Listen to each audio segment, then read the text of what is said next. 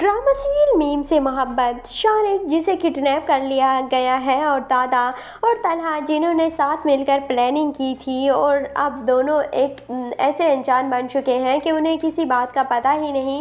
और दादा जान तो खूब ड्रामे कहता है और कहता है कि शारिक अभी तक नहीं आया और शारिक अगर ना आया तो मेरी बेटी का क्या होगा और मेरी बेटी से कौन शादी करेगा। और जैसे ही उन्हें पता चलता है कि शारिक नहीं आएगा तो वहीं पर ही दादा जान बेहोश हो जाते हैं। दादा जान को कमरे में लाया जाता है और फिर वो खूब ड्रामे कहते हैं और कहते हैं कि मैं मर जाऊंगा, मैं इतनी जिल्लत बर्दाश्त नहीं कर सकता, ये है वो है।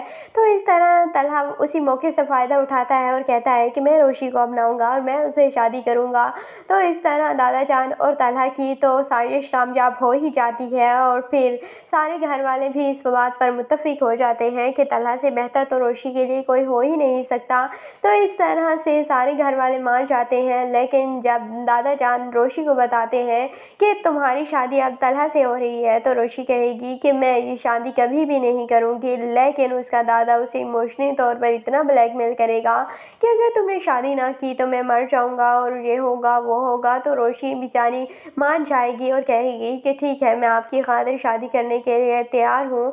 इस तरह तलहा और रोशी की शादी हो जाती है और तलहा के दिल में तो लड्डू फूटेंगे क्योंकि तलहा तो चाहता ही यही था और उसकी तो दिली मुराद पूरी हो चुकी है।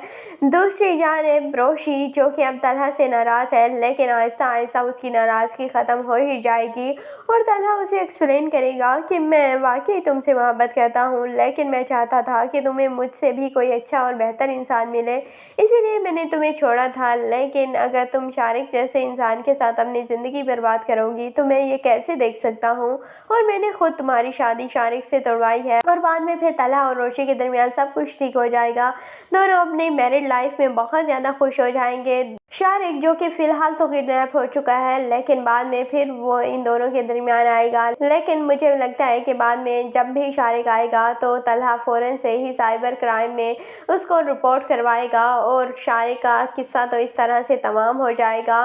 बेसिकली इस ड्रामे में एक और अवेयरनेस भी दी गई थी कि अगर लड़कियों को कोई भी इस तरह से हरेस करे तो लड़कियां साइबर क्राइम में रिपोर्ट करवा सकती हैं और किस तरह से प्रोसीजर होता है वो भी बताया गया था। वैसे बहुत ही अच्छी इन्फॉर्मेशन थी। इस तरह से बहुत सारे लोगों के साथ, बहुत सारी लड़कियों के साथ मिसहैप्स हो जाते हैं और बाद में फिर वो सुसाइड अटैम्प्ट करती हैं। तो उससे बेहतर है कि इंसान साइबर क्राइम से रब्ता करके सारे मामलात को रिजॉल्व करवाए, ना कि इंसान अपनी ही जान ले ले। तो आपको ये ड्रामा मीम से मोहब्बत कैसा लगता है, कमेंट सेक्शन में अपनी कीमती राय का ज़रूर इज़हार कीजिएगा। और अगर वीडियो अच्छी लगे तो वीडियो को लाइक और चैनल को ज़रूर सब्सक्राइब कर दीजिएगा।